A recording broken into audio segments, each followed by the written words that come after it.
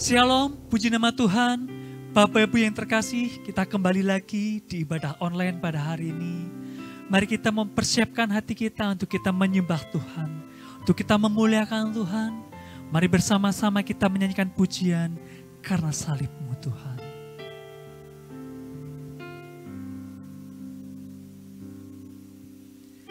Hanya Kau Tuhan di hidupku, Kau berikan hidup yang baru. Darah-Mu menyucikan, belikan hatiku. Ku nyatakan Kaulah segalanya. Engkaulah sumber pengharapan. Kuasa-Mu sanggup menyembuhkan.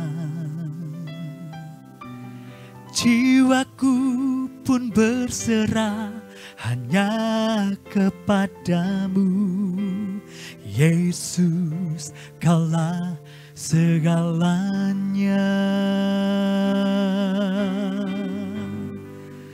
Karena salib-Mu ku hidup, karena salib-Mu ku menang.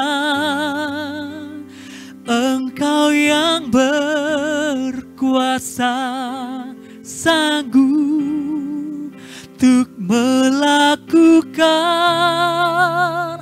mujizat-Mu. Karena salib-Mu ku hidup, karena salib-Mu ku menang. Engkau yang berkuasa sanggup untuk melakukan mujizat-Mu di hidupku.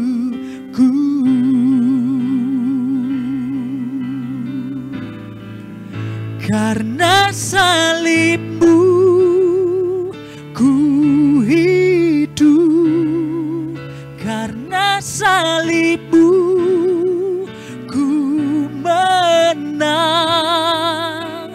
Engkau yang berkuasa sanggup untuk melakukan mujizat-Mu. Karena salib-Mu ku hidup, karena salib-Mu ku menang. Engkau yang berkuasa sanggup untuk melakukan mujizat-Mu di hidupku.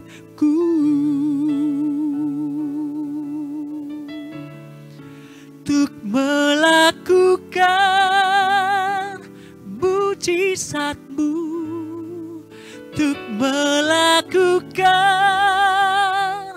mujizat-Mu, untuk melakukan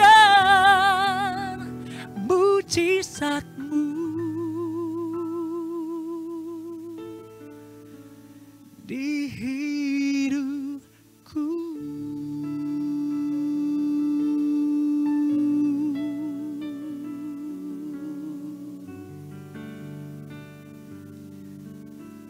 Haleluya Yesus, haleluya. Puji nama Tuhan. Saatnya kita akan mendengarkan kebenaran firman Tuhan yang akan disampaikan oleh hambanya Ibu Pendeta Sharon Imelda. Waktu dan tempat saya persilakan. Haleluya. Shalom, saya akan berkhotbah mengenai pertukaran di salib Kristus.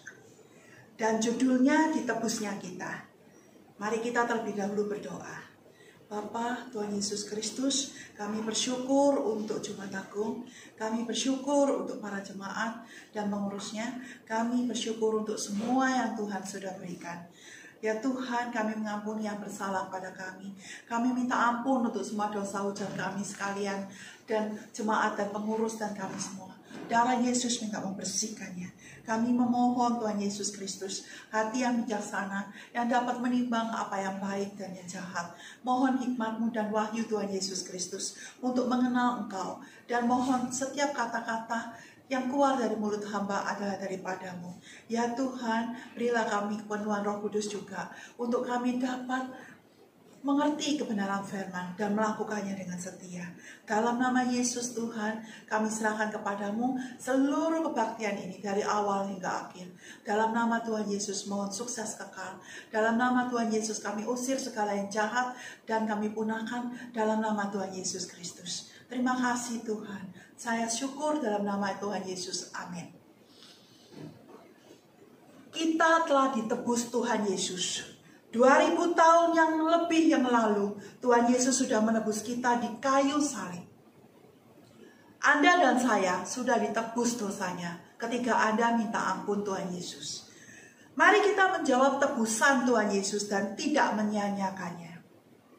Jangan disia-siakan karya salib yang begitu mahal dibayar oleh penderitaan Kristus, dibayar oleh darah Yesus. Dengan bertobat dan minta ampun atas setiap dosa kita, dan minta dibasuh oleh darah Yesus, dan minta Tuhan Yesus Kristus masuk ke dalam hati, roh, dan hidup kita, menjadi Tuhan dan Juru Selamat kita.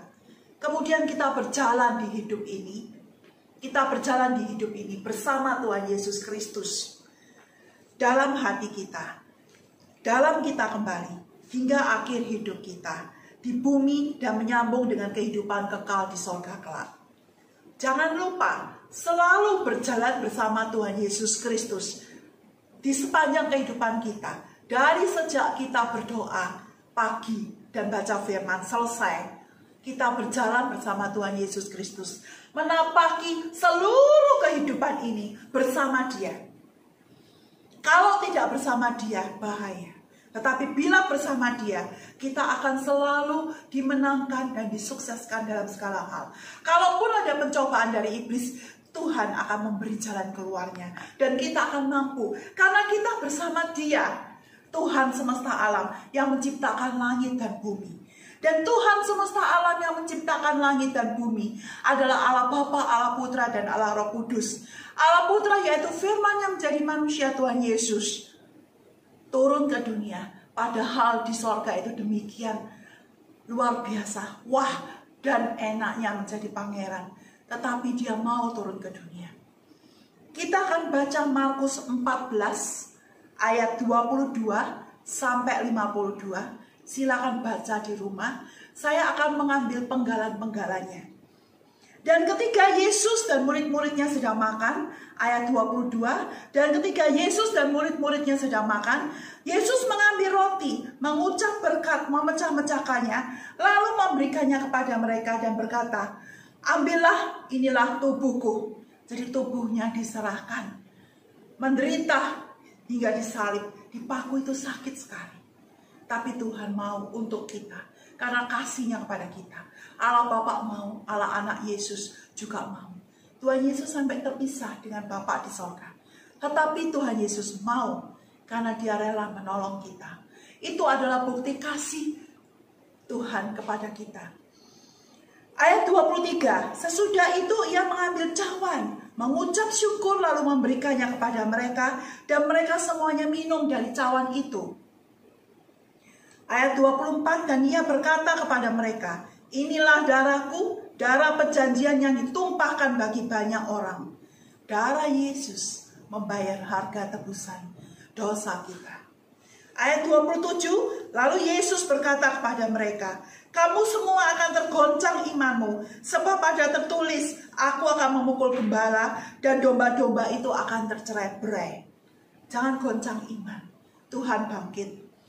Ayat 28, Tuhan Yesus bangkit. Yang dikasihi Tuhan, Ada kemenangan ketika Tuhan Yesus bangkit. Ada kemenangan juga bagi kita. Dan kita lebih daripada pemenang. Ayat 36 katanya, "Ya Aba, ya Bapa, tidak ada yang mustahil bagimu. Ambillah cawan ini daripadaku, tetapi janganlah apa yang aku kehendaki, melainkan apa yang engkau kehendaki." Tuhan sudah menyerahkan kepada Allah Bapa. Tuhan Yesus sudah menyerahkan kepada Allah Bapa segala apa yang terjadi menurut kehendak Bapa di sorga.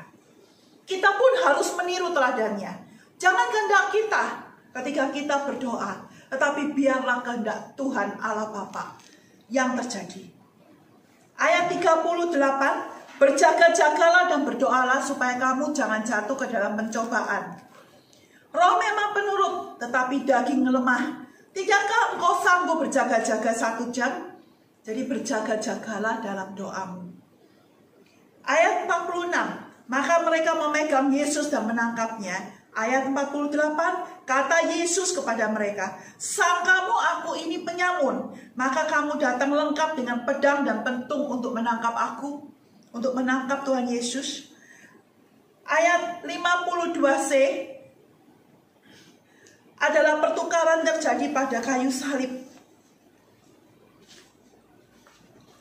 Yesus dijatuhi hukuman supaya kita diberi pengampunan oleh Bapa di sorga.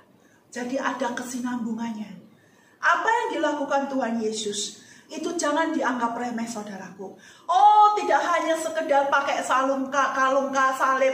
Oh, tidak hanya sekedar berjalan bersama Tuhan Yesus ke gereja yang ada salibnya atau tidak ada salibnya, tetapi hanya ke gereja saja. Kemudian mengerti, oh ya di rumah harus ada salib. Tidak demikian. Yesus dijatuhi hukuman supaya kita diberi pengampunan. Karena dosa kita ditanggungnya.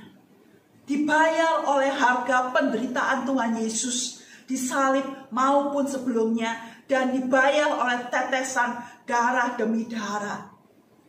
Mari kita lihat ayatnya. Yesaya 53 ayat 4 dan 5.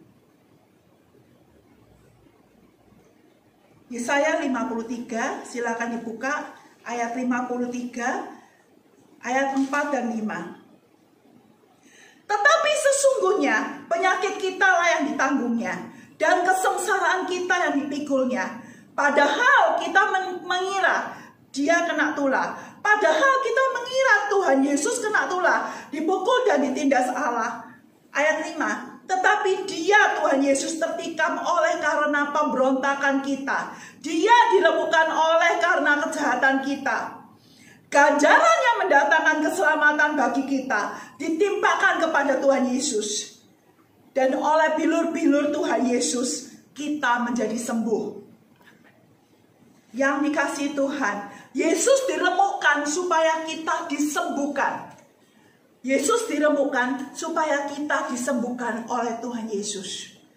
Jadi oleh bilur-bilurnya kita telah disembuhkan.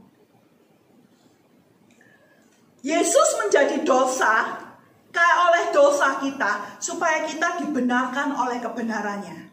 Jadi ketika disalib itu benar-benar terjadi pertukaran di salib. Yesus diberi pengampunan, Yesus dijatuhi hukuman supaya kita diberi pengampunan. Yesus menjadi dosa oleh dosa kita supaya kita dibenarkan oleh kebenaran Tuhan Yesus. Mari kita lihat ayatnya, Yesaya 53 ayat 10. Yesaya 53 ayat 10. "Tetapi Tuhan berkehendak menemukan Tuhan Yesus dengan kesakitan. Apabila Tuhan Yesus menyerahkan dirinya sebagai korban penebus salah, Tuhan Yesus akan melihat keturunannya, umurnya akan lanjut, dan kehendak Tuhan akan terlaksana olehnya." 2 Korintus 5 ayat 21. "Dia, Tuhan Yesus yang tidak mengenal dosa, telah dibuatnya menjadi dosa karena kita, supaya dalam Dia kita dibenarkan oleh Allah." Kita dibenarkan bukan oleh karena perbuatan baik. Perbuatan baik tidak bisa menyelamatkan. Setelah kita percaya Tuhan Yesus Dan setelah kita minta diampuni, dosa kita dibasuh darah Yesus, maka kita boleh berbuat baik yang disediakan Allah Bapa bagi kita. Perbuatan baik mendatangkan mahkota, tetapi keselamatan masuk surga atau neraka adalah karena percaya Tuhan Yesus dan karena dosa kita sudah diampuni dan kebenarannya menjadi kebenaran kita juga. Tuhan Allah Bapa di sorga melihat kebenaran Tuhan Yesus. Kita di belakangnya menikmati kebenaran yang dari Tuhan Yesus. Ketika kita minta ampun dan ketika kita minta dibasuh darah Yesus. Saudara yang dikasihi Tuhan, Yesus mati menggantikan kita yang percaya supaya kita menerima kehidupannya. Pada saat engkau berdosa dan tidak minta ampun, sesungguhnya engkau sudah mati rohani. Sesungguhnya engkau tidak bisa masuk atau jalan ke sorga, tidak ada. Tetapi lewat Tuhan Yesus ada jalan kebenaran dan hidup ke sorga, ke Allah Bapa di sorga. Kita dibenarkan oleh karena pengampunan dosa. Jadi kita beroleh jalan lewat Tuhan Yesus. Yesus mati menggantikan kita supaya kita menerima kehidupannya. Supaya kita hidup. Pada saat kita setelah selesai minta ampun atas dosa kita. Minta Dia Tuhan Yesus menjadi Tuhan dan Juru Selamat kita. Saat itu kita memperoleh hidup dari Tuhan Yesus. Hidup yang baru sama sekali. Ibrani 2 ayat 9. Ini ayatnya tadi pendukungnya. Ibrani 2 ayat 9. Kita lihat apa yang dikatakan firman.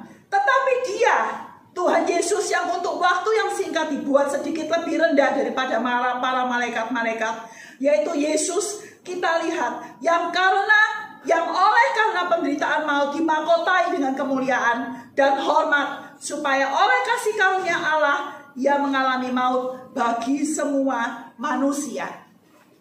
Yesus mengalami maut, tapi Dia menang. Karena itu kita menang juga, malah lebih daripada pemenang. Yesus menjadi kutuk supaya kita menerima berkat. Dia mau menanggung kutukan.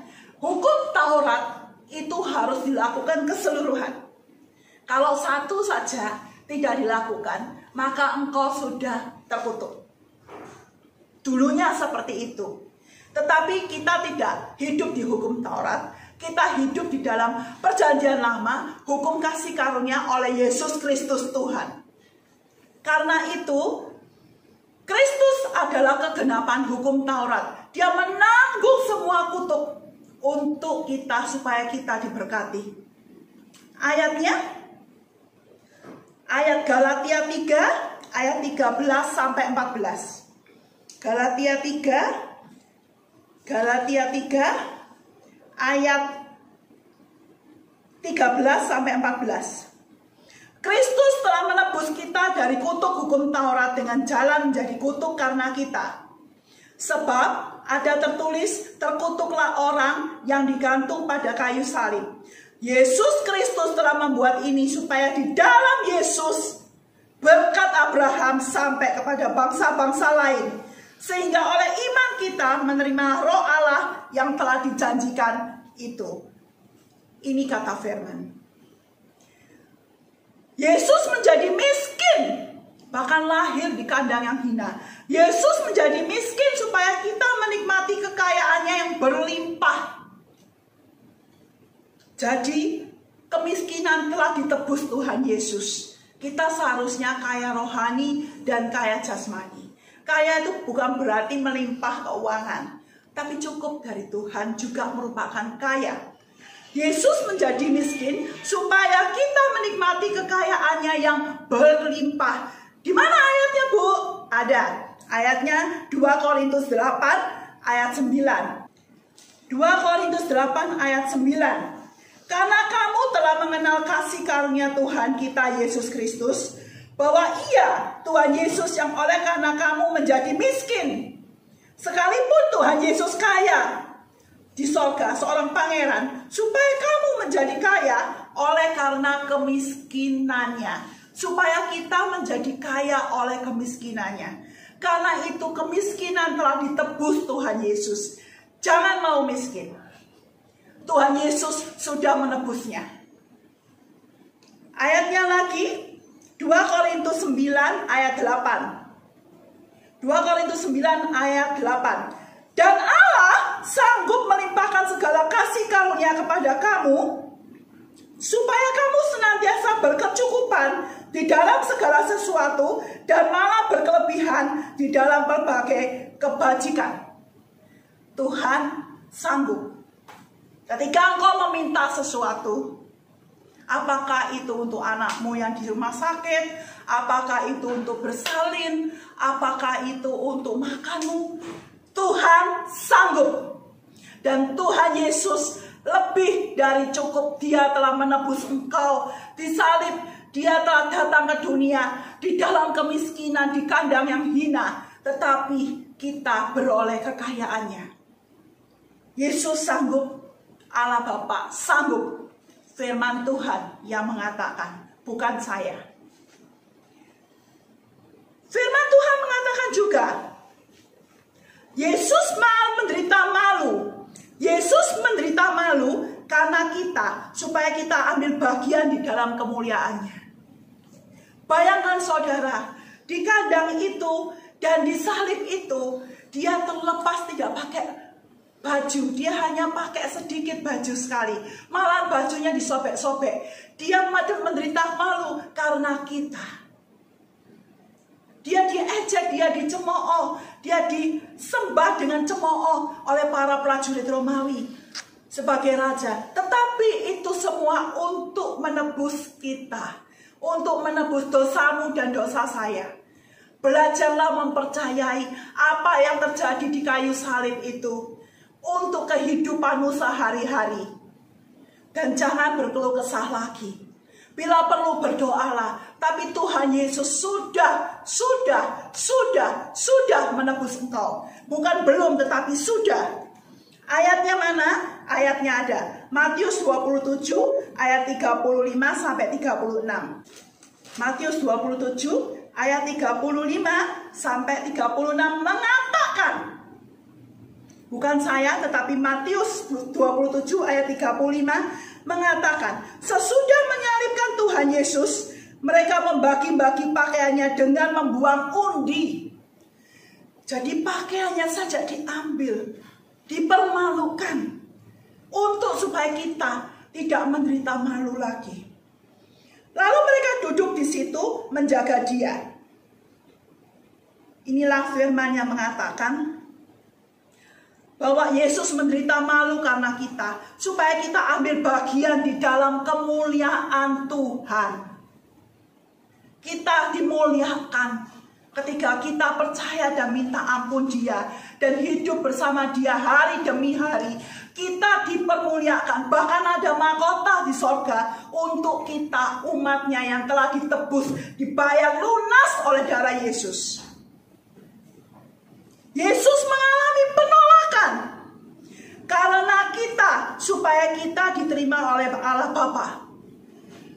Bayangkan Tuhan Yesus yang biasa hubungan karib dengan Allah Bapa, yang biasa membuat mujizat mata yang buta dimelekkan melihat, orang yang lumpuh berjalan. Itu semua karena hubungan dengan Allah Bapa. Mendadak di kayu salib dia menerima segitu banyak kutuk dan dosa, dan hubungannya terputus sementara waktu, beberapa waktu, oleh karena menebus dosa kita. Yesus mengalami penolakan, mengalami hubungan terputus dengan Allah Bapa, supaya kita diterima oleh Bapa di sorga. Lewat Tuhan Yesus kita diterima oleh Allah Bapa di sorga. Hubungan kita yang dulunya putus, lewat Tuhan Yesus sebagai pengantara kepada Allah Bapa, hubungan kita tersambung kembali. Betapa menderitanya itu semua bagi kita, dan betapa mulianya bagian yang ditentukannya bagi orang-orang kudus. Bagi kita kelak di sorga, jauh lebih tinggi daripada para malaikat di sorga. Kalau engkau ingin menjadi malaikat, sesungguhnya kita yang ditebus Tuhan Yesus lebih tinggi daripada para malaikat. Dianggap anak oleh Allah Bapa. Jadi, janganlah engkau khawatir. Janganlah engkau berkata, oh aku tidak selamat. Engkau sudah selamat oleh kematian Tuhan Yesus. Ketika engkau minta ampun, mintalah ampun bila belum minta ampun atas semua dosamu. Barangkali ada dosa pada kalian, mintalah ampun untuk dosa yang disengaja maupun tidak disengaja. Dan mintalah dibasuh darah Yesus. Dan mintalah Tuhan Yesus sebagai Tuhan dan Juru Selamat dalam hatimu. Berjalan bersama Tuhan Yesus. Mengiring Tuhan Yesus setiap hari. Kenali dia dengan firman Tuhan yang kau baca setiap hari. Kenali dia dengan cara engkau berdoa setiap hari pagi dan malam. Mumpung masih di dunia, janganlah engkau menyia-nyiakan korban salib Tuhan Yesus. Ketika engkau kelak sudah meninggal, engkau dikatakan tidak dikenal karena engkau menolak korban salib Tuhan Yesus. Tetapi terimalah korban salib Tuhan Yesus. Dan jangan khawatir lagi. Karena Yesus dijatuhi hukuman supaya kita diberi pengampunan. Yesus diremukkan supaya kita disembuhkan. Yesus menjadi dosa oleh dosa kita supaya kita dibenarkan oleh kebenarannya. Yesus mati menggantikan kita supaya kita menerima kehidupannya. Yesus menjadi kutuk supaya kita menerima berkat. Yesus menjadi miskin supaya kita menikmati kekayaannya yang berlimpah. Yesus menderita malu karena kita supaya kita ambil bagian di dalam kemuliaannya. Yesus mengalami penolakan karena kita supaya kita diterima oleh Allah Bapa. Pada waktu Yesus mati, hubungannya dengan Allah terputus supaya kita punya hubungan dengan Allah dipulihkan untuk selama-lamanya. Jadi pada waktu Tuhan Yesus mati, tabir bait suci terbelah menjadi dua. Awan gelap sekali. Yesus menyerahkan nyawanya untuk kita.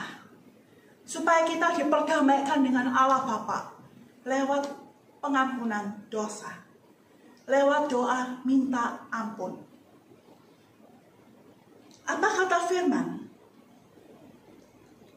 Efesus 1 ayat 5 dan 6. Mari kita lihat Efesus 1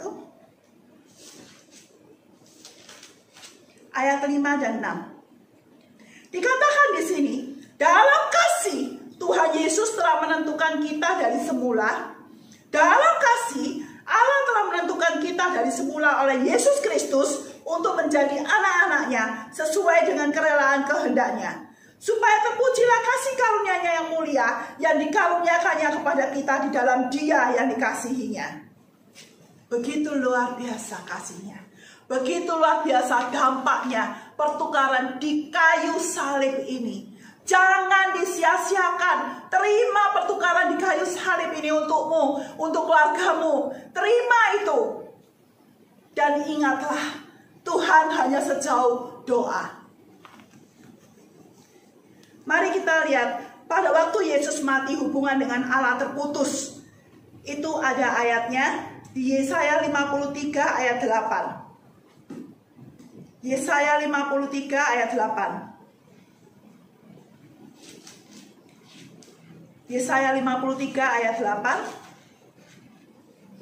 mengatakan, sesudah penahanan dan penghukuman, Tuhan Yesus terambil dan tentang nasibnya siapakah yang memikirkannya. Sungguh Tuhan Yesus terputus dari negeri orang-orang hidup. Dan karena pemberontakan umatku, Tuhan Yesus kena tulah. Itu kata firman.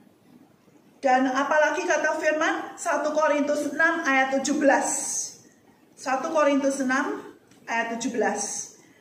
Tuhan Yesus berkata di firman-Nya, tetapi siapa yang mengikatkan dirinya pada Tuhan menjadi satu roh dengan Dia. Jadi ketika kita mengikatkan diri dengan Tuhan yang kita doa, kita menjadi satu dengan Dia dalam roh. Apa kata firman Tuhan pada waktu Yesus mati hubungannya dengan Allah terputus? Mari kita lihat Roma 6 ayat 6. Sebelumnya saya akan mengatakan dahulu, manusia lama kita mati bersama Tuhan Yesus ketika Tuhan Yesus disalib.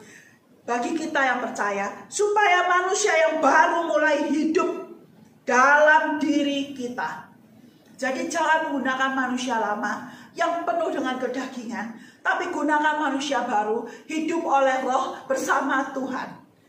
Hidup bersama firman-Nya, hidup bersama Roh Kudus setiap hari, setiap saat, setiap waktu. Bila jatuh dalam dosa, kembali minta ampun. Firman-Nya Roma 6 ayat 6. Roma 6 ayat 6. Mari kita baca bersama. Karena kita tahu bahwa manusia lama kita telah turut disalibkan, supaya tubuh dosa kita hilang kuasanya, agar jangan kita menghambakan diri lagi kepada dosa. Sebab siapa yang telah mati, ia telah bebas dari dosa. Jadi kita telah mati dengan Kristus, kita percaya bahwa kita akan hidup juga dengan Dia. Karena kita tahu bahwa Kristus sesudah Ia bangkit dari antara orang mati, tidak mati lagi, maut tidak berkuasa lagi atas Dia. Sebab kematiannya adalah kematian terhadap dosa, satu kali untuk selama-lamanya, dan kehidupannya adalah kehidupan bagi Allah. Demikianlah hendaknya kamu memandangnya, bahwa kamu telah mati bagi dosa, tetapi kamu hidup bagi Allah dalam Kristus Yesus. Jadi kita yang hidup, kita yang bernafas, manusia lama, manusia kedagingan, manusia penuh dosa sudah mati. Ketika kita minta ampun, kita memakai manusia baru yang oleh Roh Kristus, Roh Kudus, berjalan bersama Dia di kehidupan ini. Hiduplah seturut kebenaran firman selama masih ada waktu di dunia. Kolose 3 ayat 9 sampai 10.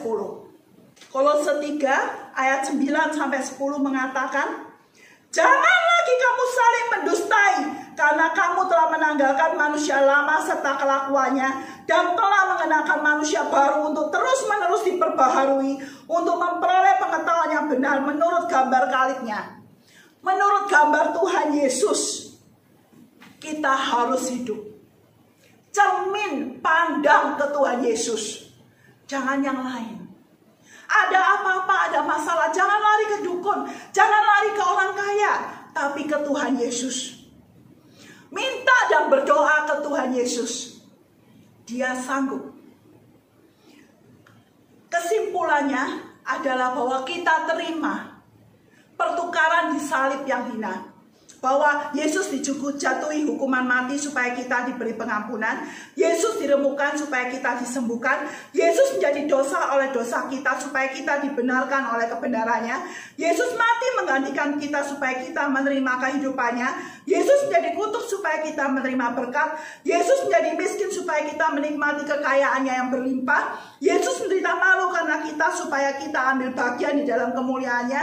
Yesus mengalami penolakan karena kita supaya kita diterima oleh Allah Bapa. Pada waktu Yesus mati, hubungannya dengan Allah terputus supaya hubungan kita dengan Allah dipulihkan untuk selama-lamanya. Manusia lama kita mati bersama Tuhan Yesus disalib. Manusia yang baru mulai hidup dalam diri kita lewat pengampunan dosa. Ketika engkau berdosa, minta ampun, berjalan seiring mengiring Tuhan Yesus hari lepas hari. Bagaimana kalau jatuh dalam dosa lagi? Minta ampun lagi. Berapapun kali engkau jatuh dalam dosa, minta ampun terus. Minta Tuhan Yesus masuk ke dalam tubuh, hidup, hati, rohmu, menjadi Tuhan dan Juru Selamatmu. Siapakah di antara kalian yang berdosa? Mari berdoa bersama saya. Dan bagi yang mau berdoa juga, mari kita berdoa bersama-sama. Pada intinya adalah hargai karya Tuhan Yesus di salib. Dan gunakan otoritas Tuhan Yesus. Melawan yang jahat dan melawan maut dan melawan sakit penyakit. Engkau diberkati. Mari kita berdoa. Bapakku yang ada di dalam sorga, Bapa kami di dalam sorga, Tuhan Yesus Kristus, kami bersyukur untuk firman-Mu, untuk pertukaran di salib ya Tuhan, terima kasih. Syukur tak terhingga. Ampuni bila kami selama ini ya Tuhan, kami mengampuni juga yang bersalah pada kami. Ampuni setiap kami Tuhan Yesus. Ampuni setiap kami semua Tuhan Yesus Kristus. Para pendengar dan kami jemaat dan pengurus gereja Betani Jemaat Sangkakala. Atas segala dosa dan hujat kami dan segala dosa yang tadi semua. Darah Yesus minta membersihkannya. Terima kasih Tuhan. Masuklah ke dalam hati, tubuh, hidup, roh kami Tuhan Yesus Kristus. Menjadi Raja Tuhan dan Juru Selamat kami. Kami syukur Tuhan, di dalam nama Yesus Tuhan. Mohon seluruh perlindungan kami tetap yang lain sama. Mohon darah Yesus mengcover kami dan keluarga kami yang sungguh. Mohon tetap berkati kami Tuhan. Dan mohon segala yang terbaik bagi kami sekalian. Terima kasih Tuhan. Dan bila ada masalah, mohon masalahnya terselesaikan. Tuhan beri kuncinya dan pasti. Terima kasih Tuhan Yesus Kristus untuk karya di salib. Selamat hari Jumat Agung. Terima kasih Tuhan. Dalam nama Yesus Tuhan, kami penuh syukur dan sudah berdoa. Amin. Tuhan memberkati. Mari kita angkat roti seketul ini sampai di atas dada. Masing-masing memejamkan mata, merenungkan pengorbanan Tuhan Yesus yang begitu mulia. Terlebih dahulu saya bacakan 1 Korintus 11 ayat 26 sampai 31. Sebab setiap kali kamu makan roti ini dan minum cawan ini, kamu memberitakan kematian Tuhan sampai Ia datang. Jadi barang siapa dengan cara yang tidak layak makan roti atau minum cawan Tuhan, ia berdosa terhadap tubuh dan darah Tuhan. Karena itu, hendaklah tiap-tiap orang menguji dirinya sendiri, dan baru sesudah itu ia makan roti dan minum dari cawan itu. Karena barang siapa makan dan minum tanpa mengakui tubuh Tuhan, ia mendatangkan hukuman atas dirinya. Sebab itu banyak di antara kamu yang lemah dan sakit, dan tidak sedikit yang meninggal. Kalau kita menguji diri kita sendiri, hukuman tidak akan menimpa kita.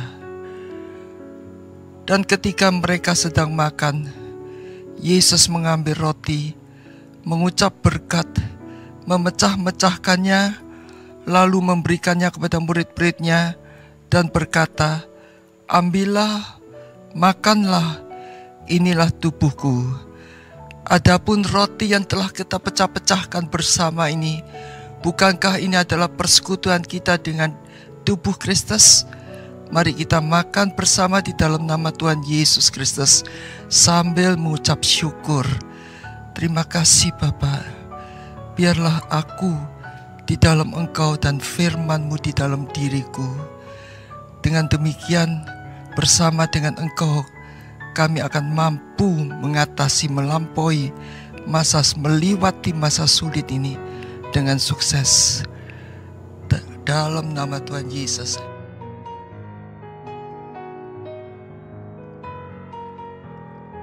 Sesudah kita makan tubuh Tuhan Yesus yang berbentuk roti seketul itu, angkat cawan yang tersedia.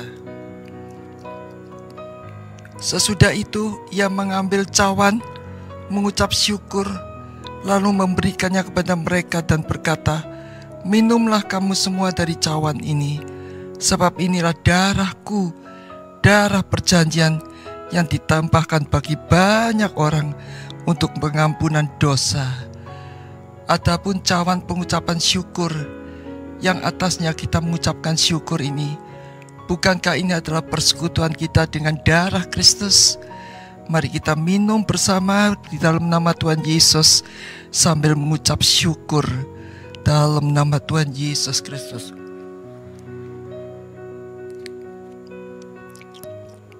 Terima kasih Bapa, kami bersyukur oleh tubuh-Mu, oleh darah-Mu, kami semua tidak binasa. Kami beroleh kehidupan yang kekal. Kami mengucap syukur ya Bapa. Engkau telah melawat kami masing-masing. sehingga kami bisa menikmati perjamuan kudus ini. Kami boleh bersatu dengan tubuh dan darah Kristus. Kami baru boleh mati dan bangkit bersama dengan Kristus menuju kepada kehidupan kekal. Terima kasih Bapa. Terima kasih dalam nama Tuhan Yesus. Sembah Dia sambil mengucapkan syukur. Terima kasih ya Bapa Kuraka Pakasih Karawal. Dalam nama Tuhan Yesus kami mengucap syukur. Amin. Mari kita buka kedua tangan kita. Bapa, sempurnakanlah ibadah kami. Beri kami kemampuan untuk merenungkan firman-Mu dan melakukan firman-Mu ya Dada. Jemaat yang dikasihi Tuhan, terimalah berkat di dalam nama Bapa, Putra, dan Roh Kudus, dalam nama Tuhan Yesus Kristus, dari sekarang sampai Maranatha. Tuhan Yesus datang untuk kedua kalinya. Yang percaya, katakan amin. Shalom, sampai ketemu minggu depan. Tuhan Yesus memberkati.